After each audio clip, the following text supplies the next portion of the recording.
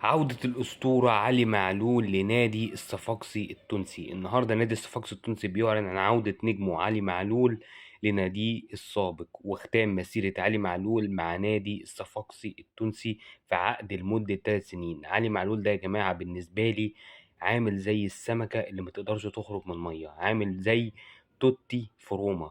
علي معلول يا جماعة لعيب عنده الانتماء، هو رقم واحد في حياته. عمر ما كانت المادة هي رقم واحد في حياة علي معلول أو هي الهدف في حياة علي معلول.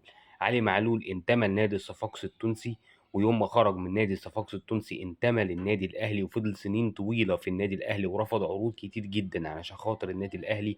ويوم ما فكر يسيب النادي الأهلي ما قدرش غير إن هو يرجع لنادي الصفاقسي التونسي بيته الأصلي. علي معلول يا جماعة مثال يحتذى بيه في الانتماء.